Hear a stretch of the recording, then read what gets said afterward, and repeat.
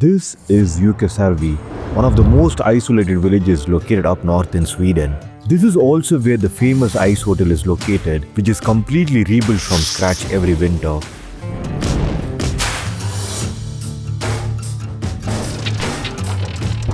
But the main reason I'm traveling to this village is not just to visit this ice hotel, but also to talk and explore a problem that is not much spoken about in the outside world. Many Sámi fear the green transition is putting their ancestral lands at risk. The problems faced by the Sámi indigenous people living in Jukkasjärvi and nearby villages close to Kiruna. In my last video, I explored how an iron mining industry in Kiruna shifted an entire town to relocate due to its expansion. In the visitor center in the mine in Kiruna, LKAB. But now, the same mining company, LKAB, has found something even more valuable than iron. Meanwhile, in Europe, Sweden has discovered the continent's largest deposit of rare earth metals. Yes, in 2017, they discovered rare earth metals, commonly referred to as 17 elements, used in developing mobile chips, electronic vehicles, and even in missiles. But unfortunately, these newly discovered rare earth minerals are located in the very same areas where the Sámi indigenous people live during the summer and carry out their traditional reindeer herding. Unfortunately, our future is ruined by those measures. Many Sámi people have already lost their traditional livelihoods due to centuries of modern expansion across Norway, Sweden, Finland, and Russia. Many were reportedly forced to abandon their nomads lifestyle and integrate into modern societies by enrolling their children in schools and universities. Now, with this discovery of rare earth minerals, the question arises, does this pose an even greater danger? Could it completely destroy the livelihoods of these people by stopping them from carrying out their traditional reindeer herdings forever? With these questions in mind, I traveled to Jukkasjärvi to talk to locals, to possibly find Sámi people, learn about their culture, and understand just how deeply this problem is rooted in their lives.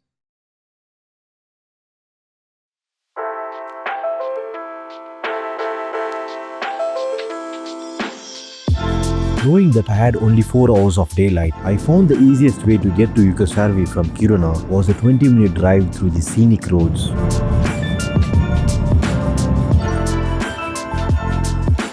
My first location at Jukkasjärvi was to visit this famous ice hotel, not just on a tourist note, but to try and talk to people working at this hotel, hoping to get some info on where I could find the local living Sámi people in this village.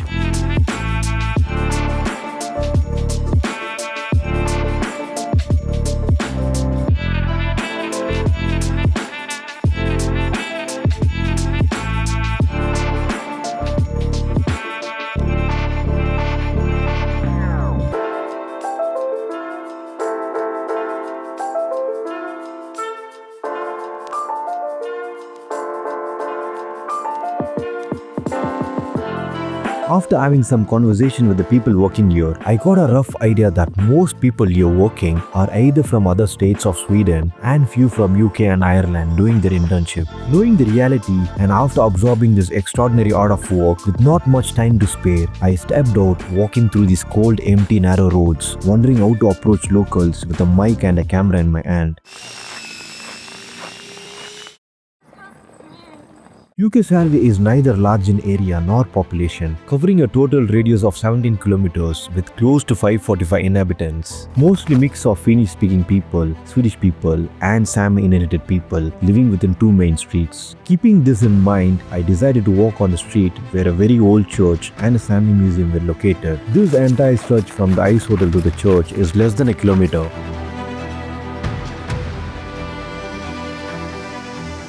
My first walk through the streets had no luck. I approached locals entering the supermarket with my camera down to ensure privacy.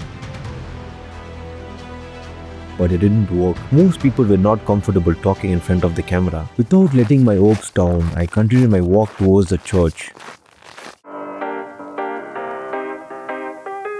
Churches in Sweden and I have a love-hate story. Every time I try to enter one, it's either closed for visitors or there is some other strange reasons, like the one in Kiruna. But this time, nothing is going to stop me.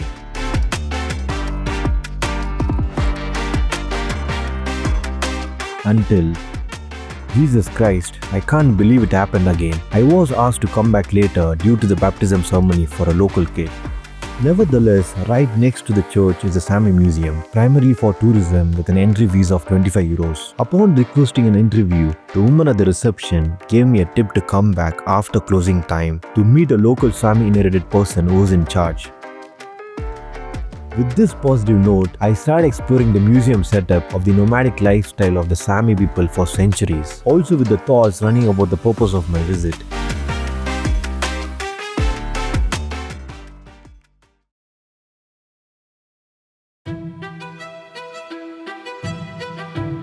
To better understand what Sámi people are fighting for, especially people living in the Arctic Circle, covering Norway and Sweden, leads us back to the early 1900s.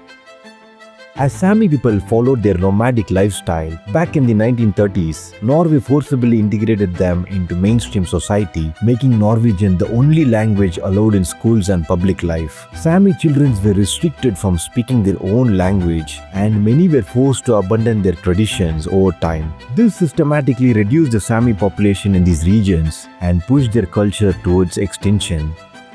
The first major problem came in the 1960s when Norway decided to build a hydropower dam in the river where the Sámi people carried out their salmon fishing. This proposal deeply concerned the local Sámi people, leading them to fight back. This protest continued for nearly 20 years, making it the longest ever protest in Scandinavian soil. Yet despite all the resistance, the dam was built.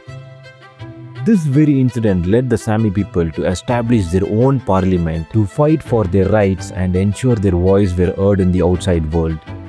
The next major issue came in the early 2000s, this time in the name of green energy. Governments in Norway and Sweden started expanding wind power projects, taking over vast landscapes. But these weren't just empty lands, they were sacred Sámi reindeer herding grounds, passed on for over 1,000 years. With every new wind farm, more lands were taken away, putting Sámi reindeer herding and their cultural survival at greater risk.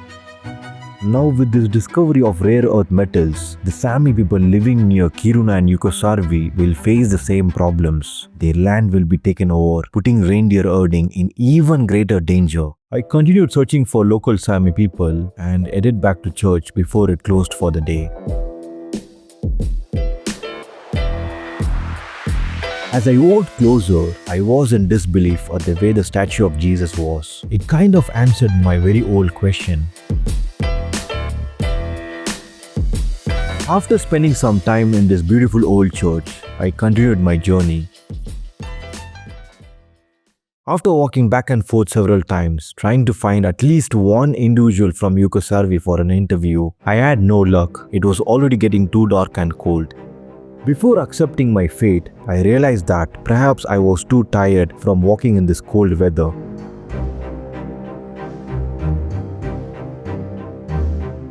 So I decided to head back to the ice hotel reception and I started to think about what else I could try to get local people to talk in front of the camera. That's when I recalled the conversation I had with Adam back in Kiruna, where he clearly warned me that people in north villages do not open up easily, especially in front of camera. I also wondered if I was walking on the wrong street, so I took the second main street in the village and decided to give it one last try before calling off this journey in Jukkasjärvi. Just a few meters into my walk, I finally found someone willing to talk about living in Jukkasjärvi.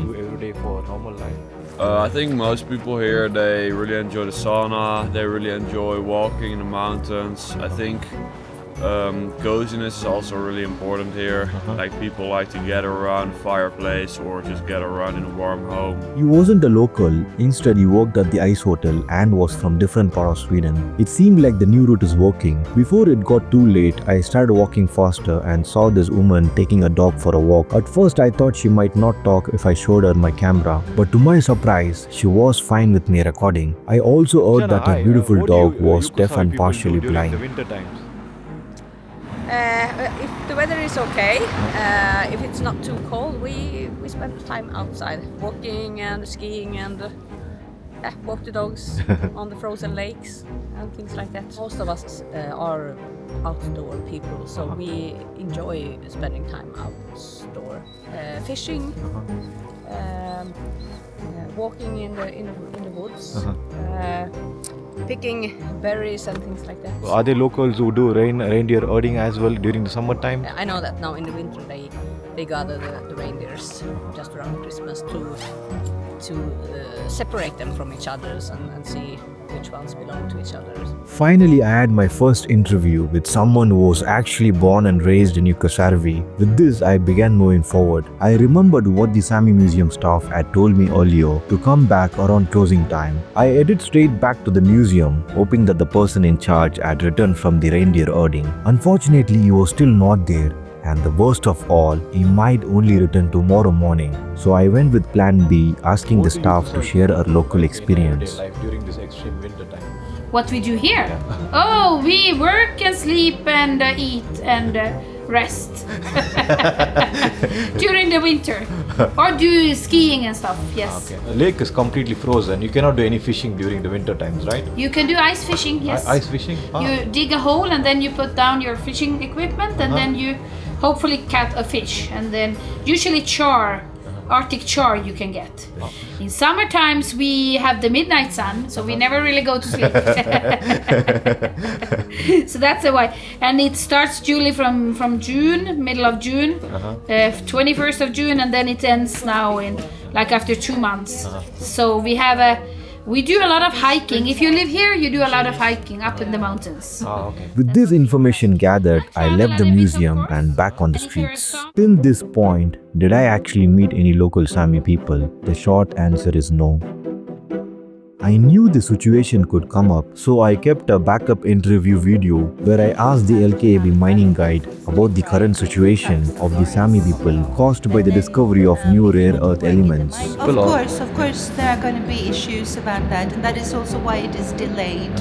And in Sweden, it will take you at least 10 years from the date or the day you decide that you would like to until the day you might be able to extract anything. Okay, and that's due to the legislation of the mineral law legislation here in Sweden. But there are going to be loads of negotiations with Sámi groups around this area and in this area. Yes. Will things happen the way she described? Honestly, I don't know. It might or it might not. Only time can tell. If any local people watching this video, please share your valuable thoughts in the comments. It would help us draw a better picture. With this, we are coming to the end of this video. If you found this video informative, consider subscribing and also share your thoughts in the comments. Your feedback definitely helps. I will see you all again on the next video. Until then, Christian is signing off.